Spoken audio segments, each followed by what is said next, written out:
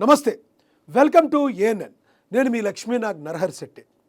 విడుదల రజని ఈ పేరు అందరికీ సుపరిచితమే.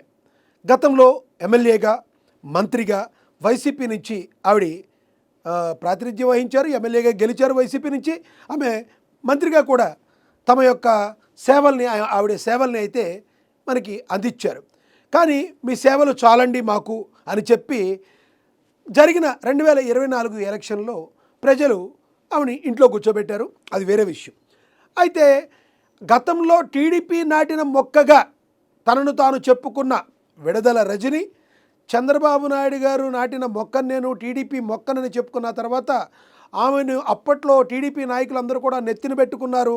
మరి ఒక ఐటీ సంస్థలో పనిచేసే బాగా చదువుకున్న ఆవిడ, మరి కంపల్సరీ మనం గెలిపిద్దాం అనుకున్నారు టీడీపీ నేతలు అందరూ కూడా అనుకున్నారు. ఆవిడ అయితే పార్టీలో ఒక మంచి సముచిత స్థానం ఇచ్చారు. ఉన్నట్టుండి ఆవిడ వైసీపీలోకి జంప్ అయిపోయారు.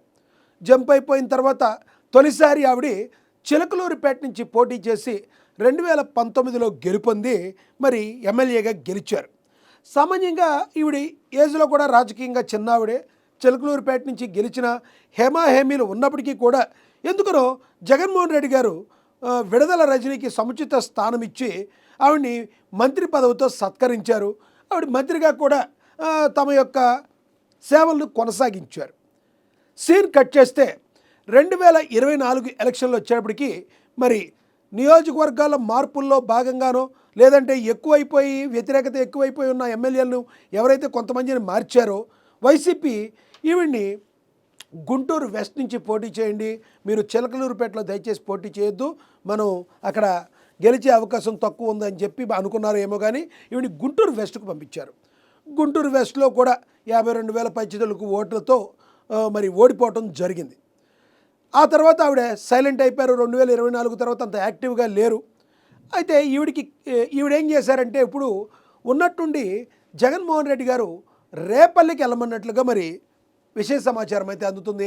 రేపల్లిలో మీ బాధ్యతలు నిర్వర్తించాలని. అంటే ఒకసారి చిలకలూరుపేటలో గెలిచిన తర్వాత గుంటూరు పంపించారు. గుంటూరులో వెస్ట్లో ఆవిడ ఓడిపోయారు. గుంటూరు వెస్ట్లో ఓడిపోయిన తర్వాత ఇప్పుడు రేపల్లి వెళ్ళమంటున్నారు.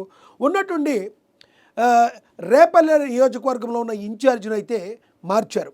ఈ ఊరి గణేష్ని మార్చి మరి అక్కడికి ఈవిడ్ని పంపుతారన్నట్టుగా సమాచారం అందడంతో ఒక్కసారిగా నిరాశల్లోకి వెళ్ళిపోయిందంట మరి విడుదల రజని. ఆవిడ యొక్క సైలెన్స్ చాలా వైలెన్స్గా ఉందంట వైసీపీ నేతలకి. ఏంటి ఈవిడ ఏం స్టెప్ తీసుకోబోతుంది, అసలే ఒక్కొక్క కార్యకర్తలు ఒక్కొక్కరు జారిపోతున్న పరిస్థితి. వైసీపీ పార్టీ ఫ్యాన్ను వీడి వెళ్ళిపోతున్నారు. మరి ఎప్పుడైనా కూడా ఈ గాలి సరిగ్గా రాదనుకుంటున్నారో, రెక్కలు విడిగిపోయింది అనుకుంటున్నారో, లేదంటే ఫ్యాన్లో బేరింగ్లు అరిగిపోయినాయి అనుకుంటున్నారో. కానీ ఒక్కొక్కరికి వెళ్ళిపోతున్న టైంలో మరి విడుదల రజనీ గారు కూడా మరి పక్కకి సైడ్ అయిపోతారా అని అనేక ఆలోచనలో ఉన్నారట. ఇదిలా ఉంటే రేపల్లెకి సంబంధించి ఎవరైతే ఇప్పుడు మంత్రి సత్యప్రసాద్ ఎవరైతే ఉన్నారో ఆయన చాలా బలంగా ఉన్నారు. బీసీ నేత.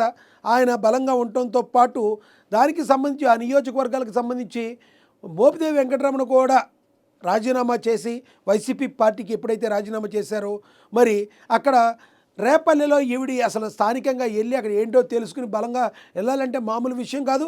అది జరిగే పని కాదు. ఎటువంటి పరిస్థితుల్లో కూడా రేపల్లి వెళ్తే మరోసారి ఓటమి కన్ఫామ్ అయిపోద్దని తెలుసుకున్న విడుదల రజని అక్కడికి వెళ్ళడానికి సుముఖంగా లేరన్నట్టు తెలుస్తుంది. దీంతో ఒక్కసారిగా ఆమె సైలెంట్ అయిపోయింది.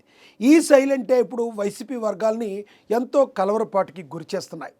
ఎందుకంటే ఈవిడ ఎటువంటి డెసిషన్ తీసుకుంటుంది, పార్టీ మారిపోతుందా విడుదల రజని అన్న టాక్ కూడా వస్తుంది.